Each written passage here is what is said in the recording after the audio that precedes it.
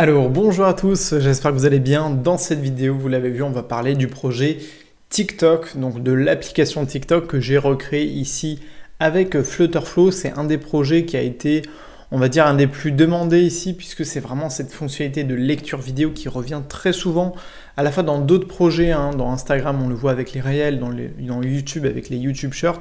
C'est une thématique, cette lecture vidéo, ce swipe, etc. qui est très demandé également par les clients, par les startups, par toutes les applications du moment. On met un peu du TikTok un peu partout. Et donc c'était vraiment le projet, un des projets que je voulais absolument développer avec Flutterflow. Et vous le voyez ici, ça fonctionne plutôt bien ici avec la barre de recherche, avec ici la gestion des notifications, de son profil, etc. Je vais tout vous montrer dans cette vidéo. On va commencer par une première partie qui va être dédiée aux fonctionnalités clés en fait de TikTok. Pourquoi je commence par ça? Parce qu'il faut comprendre qu'est-ce qui fait de TikTok une application qui est si célèbre par rapport notamment à Instagram. Donc Instagram, je vous en ai parlé dans une précédente vidéo. La grosse différence en fait entre TikTok et Instagram, c'est que Instagram à la base c'était quand même dédié au partage de photos. TikTok est vraiment concentré sur le partage de vidéos. On a ici, j'ai recréé en fait ce petit design ici avec le lecteur musique. Moi je traite pas cette fonctionnalité de lecteur de musique, c'est vraiment la lecture vidéo, mais dans le fond ça reste l'essentiel.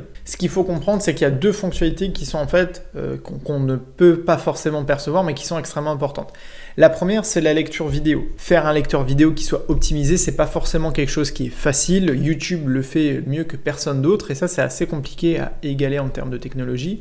Et c'est cette fonctionnalité ici de scroll en fait qui va être infinie avec un fil d'actualité tout simplement qui va en fait défiler en fonction de vos abonnements et de vos préférences. On va du coup pouvoir se concentrer dans le projet d'application sur le fait en fait tout simplement d'uploader du contenu vidéo, je vous ferai une démo après, et ensuite de permettre en fait d'indexer toutes vos vidéos et notamment de proposer un algorithme qui va permettre en fait à vos utilisateurs de venir accéder en tout cas aux vidéos qui lui correspondent et tout simplement aussi de pouvoir interagir, faire les commentaires, etc. Enfin ça c'est vraiment ce qui est vraiment extrêmement classique au niveau des interactions sociales. Mais la lecture vidéo c'est vraiment la fonctionnalité essentielle. Là maintenant dans la deuxième partie on va un petit peu plus s'intéresser au design de mon application pour que vous compreniez comment ça marche. Alors je vais avoir ici ma home page, je vais rapidement passer par la search page qui est en fait assez simple, on va passer notamment par Algolia, ça aussi on va en reparler, la notification page assez classique, on peut avoir aussi pourquoi pas la profile page ou la public profile page.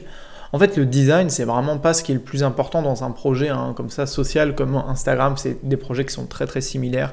Les collections sont quasiment les mêmes. C'est vraiment ce côté vidéo qui va être important. Ici, on va afficher des previews. Les previews, ça c'est important aussi. Vous allez comprendre pourquoi. Parce que tout simplement, le fait de générer une miniature, ça a été une des fonctionnalités les plus compliquées entre guillemets de l'application. Et c'est surtout pour en revenir au lecteur vidéo. En fait, moi, j'ai utilisé la home page. En fait, elle est assez simple. La fonctionnalité en fait de vidéo, je l'ai contenue dans un composant que j'ai appelé le Video Component. Ici, donc vraiment la fonctionnalité de lecture vidéo, ça se situe ici. Donc le design, le fameux design de TikTok, c'est dans un composant, d'accord? Donc c'est-à-dire un widget qui est vraiment à part. Et notamment, ce qu'il faut comprendre, c'est que ce composant-là, il prend un paramètre, c'est la référence de ma vidéo. Ça veut dire que le chargement de la vidéo, on le fait quand on affiche la vidéo. Quand on affiche cet élément-là, c'est important aussi que vous compreniez parce que l'aspect en fait d'optimisation du chargement des données, il est hyper important. Ici donc j'ai ma home page et comment on fait la fonctionnalité ici que vous voyez de swipe. En fait c'est pas un carrousel, c'est pas un slider, c'est ici le widget qui s'appelle Page View dans Flutterflow. Et en fait le widget Page View, donc là je vais lui faire une query collection pour aller tout simplement lui chercher une collection de vidéos. En fait chaque page va être une page à swiper, d'accord? Et donc c'est ça qui fait en sorte qu'en fait à chaque fois que je vais tout simplement afficher une nouvelle vidéo, en fait j'avais affiché un nouvel élément à swiper. Ici on peut regarder la page view, le swipe en fait je le fais à la verticale, voilà, j'ai pas de initial page index, je lui laisse à 0, j'enlève l'indicateur par exemple du scroll ou d'un carrousel comme on en voit, et en fait à l'intérieur je lui transfère du coup de chacun de mes page view, je lui affiche du coup en fait ce vidéo component là que vous voyez ici. Et en fait ce component là, il est assez intéressant parce qu'en fait il a un design qui est, même si c'est le design de TikTok, on est quand même sur des informations qui sont extrêmement classiques comme les informations du post en question, le profil de l'utilisateur sur lequel je peux accéder ici. On est sur vraiment des infos qui sont extrêmement classiques, en plus de toutes les interactions, donc là, le like, alors j'ai pas fait la fonctionnalité partagée, et là par exemple c'est assez rigolo puisque j'ai utilisé un GIF et une petite animation en fait de Flutterflow pour animer en fait ici mon container, voilà, avec l'animation qui s'appelle Rotate et que je mets en loop. Voilà, donc ça vous montre aussi comment on peut faire une petite animation assez rapidement. Donc encore une fois, que ça soit pour le projet Instagram ou pour le projet TikTok, vraiment les fonctionnalités, enfin l'interface utilisateur, c'est pas le côté le plus compliqué. On passe maintenant à l'intégration des vraies fonctionnalités qui sont au cœur de notre application. Alors je vais vous faire une démo ici par exemple avec... On va prendre, par exemple, je vais ajouter, en fait, publier une nouvelle vidéo, comment on fait. J'accède ici à la galerie, alors je crois que je viens de sélectionner cette vidéo-là, voilà. J'upload une vidéo dans ma base de données, je vais vous la montrer juste après. Ici, elle s'affiche en preview. Je peux donner, en fait, un titre à ma vidéo, donc là, j'ai fait attention à ce que ça soit le même. Je clique sur Publish Your Video. Là, vous voyez que ça, c'est le processus d'upload, en fait, d'importation d'une vidéo dans le cloud. De quoi le cloud, il est, du coup, le cloud, c'est Firebase, hein, c'est le cloud de Firebase. Ici, je vais avoir tous mes utilisateurs avec toutes leurs vidéos, ok? Avec là, par exemple, une vidéo. Donc là, ma vidéo est uploadée. Par contre, vous voyez qu'il n'y a pas encore de miniature. Et donc, pour ça, j'ai utilisé, en fait, une petite extension. Ceux qui sont présents dans la formation et dans les ateliers, ils l'ont vu, ça s'appelle Generate Thumbnail. Ça va faire en sorte que quand je vais uploader, moi, une vidéo dans ma base de stockage Firebase, ça va me permettre de générer une miniature. Le problème, c'est qu'il y a un petit temps de traitement, en fait, entre le fait d'uploader une vidéo et de générer la miniature. Du coup, je l'ai fait avec un bouton manuel ici pour aller chercher cette miniature-là et pour me la générer. D'accord? Donc là, vous voyez que la miniature, elle vient d'être ajoutée. Alors pour l'instant, je n'ai pas la possibilité d'éditer la miniature, etc. Et surtout, du coup, parce qu'il y avait ce temps de délai-là, ce temps de traitement-là, j'ai ajouté ici la fonctionnalité qui permet de rendre public ou non sa vidéo. Donc là, par exemple, eh bien, si on retourne ici dans l'application, ma vidéo, normalement, c'est celle-là qui vient d'être ajoutée. Ouais, bon, c'est pas celle-là exactement. En tout cas, ici, je vais afficher uniquement les vidéos qui ont été considérées comme étant publiques, tout ça. Voilà. Peut-être elle va mettre un petit peu de temps. Donc cette fonctionnalité, en fait, voilà, vous le voyez, là on voit du coup la vidéo qu'on vient de publier, qui vient d'apparaître dans mon fil d'actualité. On peut mettre un like, on peut éventuellement mettre un commentaire. Bon, ça c'est vraiment les fonctionnalités qui sont les plus classiques. Même si, là je vous ai dit que c'était une fonctionnalité classique, la fonctionnalité en fait d'ajout ici de la miniature, c'est finalement une des fonctionnalités les plus importantes et les plus délicates de l'application, puisque notamment elle utilise en fait du custom code et en fait on est obligé de faire un lien avec cette extension Firebase qu'il faut connaître, ou en tout cas qu'il a fallu trouver dans mon cas, parce que tout simplement c'est pas, j'ai pas trouvé ça sur un tuto ou quoi que ce soit, ni sur la doc de Flutterflow ou Firebase, c'est vraiment en faisant des recherches que j'ai pu voir et trouver une solution à ce problème-là. On passe à la quatrième partie qui va concerner en fait à la fois l'algorithme de recommandation et également l'indexation de mes informations ici avec Firebase. Alors ici ce que vous voyez c'est que j'ai en fait une base de données, donc là je vais chercher par exemple mon profil, donc là je vais avoir les profils d'un pseudo, on peut mettre travel comme mot-clé, là je vais tomber sur un profil utilisateur, donc là à chaque fois pour un projet social, c'est exactement la même logique que pour le projet Instagram, j'utilise Algolia. Donc Algolia, pour ceux qui ne connaissent pas, c'est un outil qui permet en fait d'indexer votre base de données et donc d'avoir accès, ici vous avez deux on va appeler ça des index, mais en fait ça fait référence à nos deux collections ici Firebase. Vous allez pouvoir indexer vos utilisateurs et les vidéos qui ont été uploadées. Et en fait, à chaque fois que moi je viens uploader du contenu ou qu'un nouvel utilisateur crée un compte, et bien tout simplement, moi dans ma base de données, ça se transfère les infos à Algolia pour qu'on puisse faire en fait des recherches ici qui soient beaucoup plus avancées. Et donc ici, un petit peu comme pour Instagram, on peut chercher du contenu en fonction du pseudo de l'utilisateur, mais aussi en fonction de la description qui est fournie pour chacune de nos vidéos. D'accord? Donc là, par exemple, on pourrait chercher qu'est-ce qu'on a comme mot-clé. Par exemple, là, on veut chercher directement du contenu sur Dubaï. Bon, là, j'ai pas de profil pour le moment parce que j'ai pas créé 36 utilisateurs. Là, du coup, je vais directement tomber sur la vidéo qui fait référence à Dubaï.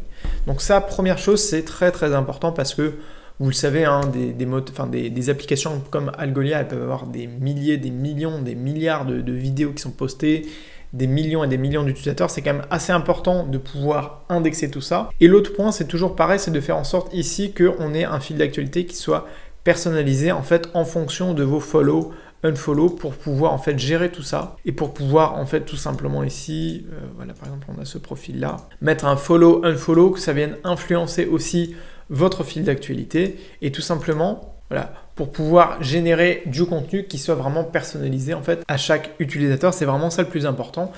Avec cette idée que de toute façon, les algorithmes de TikTok, et c'est la même chose pour YouTube, pour Instagram, sont quand même un peu plus puissants que de simplement faire du tri dans vos vidéos. Et ils vont analyser en fait toutes les interactions que vous faites. Est-ce que vous avez mis un like à ce contenu? Combien de temps vous avez regardé une vidéo? Et c'est ça qui va leur permettre aussi à terme de générer du contenu qui va être encore plus pertinent pour nous. Pour ça, on peut utiliser ici des custom codes. Donc là, par exemple, j'ai une custom action qui me permet de générer du contenu pour un utilisateur précis.